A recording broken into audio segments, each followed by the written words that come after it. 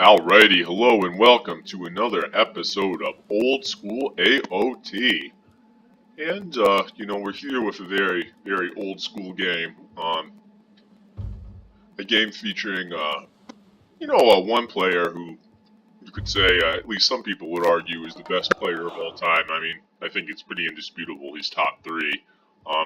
So we have GP, and, GP's record speaks for himself. Just an incredible player, great GGL player, among other things. So just huge potential. And he's playing ISIS, and we're going to be playing on Watering Hole, and he will be playing against a player named MOR ROMIO, who was somewhat of a notorious player back on the day. If I remember correctly, he's from a country in Asia. I can't quite remember which, but they were always very notorious, the MOR clan, because, him and his associate, MOR Spy, they would point trade a lot. It was somewhat unclear just how good Romeo was exactly, even though he was really high on the ladder. But I've definitely seen some games where he played really well, so definitely was a strong player, but would engage in point trade too. So he's getting off a nice early spy before the monument goes up. So that's really nice. And he's getting on the gold, so that's just nice. This is going to be a hard matchup for him. Playing that Heimdall style of Loki against GP's ISIS. So we'll see what goes on. I suspect that GP will win this pretty handily. But it should be a good game. Either way, we'll get to watch some incredible ISIS play either way. So the game's starting off not too excitingly. The monument's coming up, and we have a pretty standard looking build from Romeo. He's got his honey dogs, can move that a little bit, but doing pretty good. But a pretty standard looking build from Romeo, and we have a GP here, also doing pretty standard looking build. So here we go. We got a house going forward, almost housed, but he didn't quite get housed. And his other Olsark is harassing the priest, so that's good. Deny the scouting, get some damage in on the priest, start to get your favor up as Loki. It never really hurts. So looking at this here, considering that he only sees one gold mine, you gotta wonder, is he going to go for a rush? That's always a big temptation, particularly in these older metas. But we'll have to wait and see. I like how Romeo is using two Olsarks to get a good amount of scouting in. That should really, allow him to really figure out what the map is and pick what he wants to do. Continuing the build. Let's go back to GP, see how he's doing. GP is almost pop cap, but he's building houses, so he's fine. Pulling the builds, into the gold for more efficiency. Moving out to hunt the zebras, so he'll be good until he's on the way to classical. Nice little relic there, Tusk of the Iron Boar, Cav, and Chariot Archer hit points. That's really, really good, especially for ISIS. Taking on the obelisk, I like that. Deny vision early, psychologically make your opponent feel a little smaller. Probably not a big deal against a mentally strong player like Intel GP, but every little bit helps. Now this is nice. He can kill this here if he, movement blocks it correctly. But I'm not sure. Oh, there we go. Excellent. So he probably won't get it, but still, it's coming down to the wire. We'll see. 16 HP. I think it will escape it to the tower most likely. Oh. Very nice, Romeo, and he's gonna get it. So that's some really good play, and just showing that you can be aggressive in the archaic age if you play your cards right. And to do that against a player like GP2, to just kill his priest, that's for nothing. That's great. So big pickup by Romeo right there. It looks like GP is getting to advance, ready to advance pretty soon, which is always smart because you never know if the temple's out there. And what do you know? The temple is out there. So it's a little late, to be honest. This is going to be a late rush. So we'll see how that works out. We'll see how that works out for him. GP is about to start advancing, so he's going to be a little under 6 minutes, whereas Romeo hasn't even started yet. So, yeah. Here we go, going up with Heimdall. It's too bad, you know, about the ISIS GP block, because if GP was playing Ra, you know, Romeo could literally just come in there, drop the Undermine, and have a very good chance of just taking the game off that. But ISIS is a totally different beast, and you know, the GP block really helps to make ISIS a much more competitive god than Ra, at least in this patch at this time. I don't think people would really agree with that now, but you know, at this time, ISIS had a big advantage. So Intel is almost off. Are there any priests coming out? Let's check his economic upgrades. Just hunting dogs. Let's go check out Romeo's. And we have just hunting dogs too, so neither player is going for that many economic upgrades. We have a little bit of an army coming out here, and houses being so he's prepared to attack. It's possible Romeo could be trying to gold contain, but that can be tough. So we see the Phoenix, excuse me, the Sphinx. And the Sphinx is already moving out. He's bringing it around the left, so hopefully that Romeo will not see it, and he'll be able to harass the army. But Romeo sees it, so the Sphinx probably won't be able to do too much. Maybe it'll get a little bit harassing due to its 5.3 speed. He's scouting the house, which is nice. He can pick that up later. But let's see what's going on here. We got 3 racks going up. And we got GP. He's not making much of anything at this time, but he made the armory, so he's on the way. So that's an extremely early fast heroic.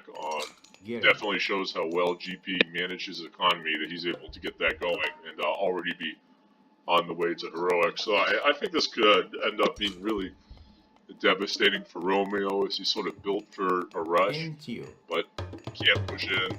He's just going to be playing against ISIS heroic in less than 30 seconds. So we'll see. Definitely playing the Heimdall style against ISIS is really not easy. So just keep that in mind when you're watching this game. You know, go into Googly 1v1 and load up a game against ISIS, and you know, an ISIS player, and just try to rush him, and you'll see it's not easy. So now he's coming in with the attack, which in my opinion is too late, and wow, that's a brutal Ancestors Eclipse. Actually, it doesn't end up killing anything, although is he going to target the TC? No, but he's forcing a lot of idle time, so this was ooh, there we go, he's killing a lot of units. So we used to see a lot of villagers, so we used to see this a lot back in the day, the quick Ancestors into the enemy's base to disrupt him. So you see what's going on here. Romeo's pushing in at the same time, which is nice, but the Migdal's going up, and I don't know what he's going to do to combat Chariot, because the micro capability is insane, especially considering he has just lost almost all his hunters. That is brutal. So that is a very nice Ancestors Eclipse by GP, and really taking advantage of the Norse vulnerability that the Herceo are really too slow to defend against it. So yeah, this is most likely why you don't see Loki Rush play too often against ISIS. It's just very, very hard build. Although once again, you see the very old meta and just the late advance that Romeo did. So we have Chariots coming out, which are just an incredible unit against Loki Classical. At least Heimdall Loki Classical, and Sphinx is still killing units, but it's about to get picked off, so it's good on Romeo for stopping that. So GP is also boomed up, and he's just gonna get huge right now. And like, how could Romeo really push in there? It's pretty much impossible. You know, he's actually got a decent army, but it's just not good at fighting this army. The Chariot army can just out-micro him so hard. Garrison into Heimdall, Garrison back out, keep getting 3 hits. But we'll see what happens. you know, Romeo is definitely no 1400 player. So Into. we'll see. But having played Email Loki a lot during this time, you know, ooh, this isn't a good situation to be in. Not at all. So let's look at Romeo's point of view. And he's up population quite a bit to GP, but you know, most of the units are melee units, so it's going to be hard to engage these chariot archers. And the chariot archers of Micro will really punish this type of army composition for Loki, unfortunately. So he's just kind of holding back now, trying to get some raids in or something, but GP is being merciless and is just sending his well-micro chariot archers in, even though the raiders are a bit faster. The chariot archers have the advantage in terms of range, so Micro they can really hold them off. Morio's pop cap. GP is continuing to his boom. His economy is really getting up. 17 on wood. I think he must be moving to a new gold or something. Yes, there he comes. So this is probably the most vulnerable moment for GP, because he really needs gold, and he has to go here to get it. And say if there were towers there or something already, this could be really tough for him to get. And wow, the whole Loki army is there. So is Romeo going to try to hold on and cut off these units? Wow. He's definitely killing some of them and denying gold. So we'll have to see if this gold star will work for Romeo. Population more or less equal right now. And Intel is not gathering gold. GP is not gathering gold, which is never great. So we'll have to see if he can hold out here. He has no market right now, so he can't even do trade. Get it. Team wins. So that fight is going pretty well for GP, because he's got this big left wing on the end. So that right there, that's bad for Romeo. He had a chance there, but now the archers are up in large numbers, and it's going to be hard for him to do much of anything. Again, you know, we're talking about a unit that at this point in the game, and against this army composition, the chariot archer rewards Micro much more than just building raiders, you know, which due to the fact they're not ranged and they're not really upgraded, they're not an incredible unit at this point in the game. So Intel GP still has no gold. I'm surprised that he's not going to. Oh, he can't see it. That's why he can't see the back gold there. That's why he hasn't gone to it, I'd assume. But he's probably going to try to move out pretty soon and get some gold. We'll see. He needs to build that house, you know, before he forgets about it. But what's this? Chariot archer coming around the left, raiders coming here, getting the whole army to chase him. Well, not the whole army, but a fair amount. That's good. It's always good. He's moving out again, and we're gathering a lot of wood, and we're getting a market. So he is going to try to trade until he can pop out the rest of his army, and then just probably move out and try to establish the gold off the trade. So this is good. You know, he's trying to expand, and he's getting Romeo to follow him all the way back to his base instead of paying attention on controlling the gold mines. So right here, it seems that he's looking for another gold, and look and thou shalt receive. And here we go, he finds his gold mine, so it's going to be tough now for Romeo to stay in the game, seeing as he's only at 95 pop, and GP is quite far ahead at this point in time. He's even finding Romeo's ox cart right now in gold, so that's potentially not good for Romeo. Wow, moving down here with the raiders, and wow, continuing to keep the pressure on Romeo. Still not really gathering that much gold, but he has a bunch of wood saved. Oh, here we go. His units all move out, and he can trade if he needs to. So now he's reestablishing gold, and his military is going to start really booming and producing again. And it seems that Romeo is trying to engage here, make the best use of his MIF units to try to get some sort of engage onto the enemy. So overall, not a bad idea. And he's trying to sort of block the units here. Although, once again, chariot archers tend to respond very well to micro, so it's not really getting the kills here. They were like melee units.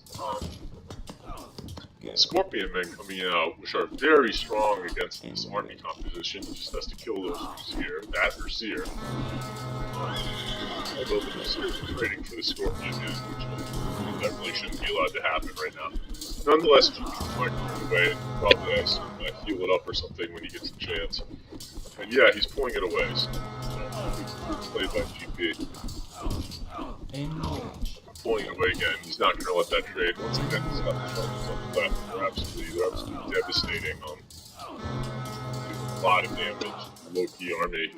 So right here, the gold star is very good, but I don't think Romeo knows is here. So GP is just getting a huge boom, and he may not have that much food right now, but you know he's making this wood-based army, so it's not really the end of the road like you might think. Romeo is once again significantly behind on population. Really hurt him over the course of the game. So yeah, the only thing keeping him in the game at this point is just this huge mass of Einherjar. Just they have significant military power, but once these priests start to mass, the strength of the Einherjar will sort of fall off because it's a fat 3.0 speed unit that just can't really escape. Cool to see a little wall here or something to try to deny any raiding, but the game is definitely into GP's hands. He's moving out for raid here, and let's see if he's moving towards anything. It looks like he's going towards his enemy's base. Romeo's coming in for raid of his own too, and he has that spied. I missed that, so he's known about that. I'm surprised that he hasn't done anything before now, but very quick reaction from GP, and it'll really minimize his losses here. You know, if he'd reacted a second or two later, he would have lost at least 4 or 5 kills there, but he didn't. And you notice while that's happening, he's taking advantage of this to move in here and try to cause some mayhem there. Well, he continues the raiding on the left-hand corner of his opponent's base. So overall, GP's quick reactions really minimize the effect of his opponent's raids. Now look, okay. Some nice blocking by Romeo getting 3 hits in. I like that. But you know, once again, GP's getting out without taking that much damage. Low on gold again. This army is very expensive, especially once you start making the priests. Rating going down, that really is hurting more Romeo. Let's look at his population. I mean, look at that. This is the second time that GP has really devastated his hunters. So, and now he's going through the wood line. So, Romeo is sort of in a problem where he's just being taken economically out of the game by GP. And his units, although they're kind of strong, they don't really have the maneuverability and the depth in terms of what they can do to combat this heroic Egyptian army. So Romeo is in a position now where it's very much on the back foot, and where GP will really have to make some severe mistakes at this point for him to win. So GP pushing in. The one saving grace is I don't believe he has a siege camp yet. Nope, as far as I can see, no siege camp. So he won't be able to demolish the buildings the way he could. And here we have the Einherjar coming in, and the priests are really not doing their job there, unfortunately. I guess looking elsewhere. So there we see what Einherjar can do, but losing the oxen, that really sucks. It's no fun. So, you know, Romeo is doing alright here, but in the meantime, GP is gathering, and just spinning new army out. And here come more priests, so these Einherjar are going to slowly get cleaned up. But, you know, once again, they can fight, but they really can't escape. Like, once the Einherjar have committed to the fight, that's it. They have to fight. Because they're not going to get away. So, yeah, here we see Romeo's just being taken apart. At this point, his economy is just too far behind to produce against this. So, you know, it is what it is. Romeo definitely, you know, tried his best and displayed some nice micro and stuff. I will agree that, you know, that this rush, in terms of how late it was a little bit suspect. On the other hand, GP did a blazing fast, you know, fast heroic, really good economy management. So, interesting game, and I think it's pretty emblematic of like how you used to see the AE not so much being used with the army when you moved out, but just coming immediately into the enemy base and attacking the economy. And I think this game really showed just how devastating that can be. I mean, he lost almost his entire pack of hunters at like, what, 8 minutes? that's devastating. I don't know if nobody wants that to happen. So, yeah, it's over. Romeo will resign any minute now. He's got nothing left.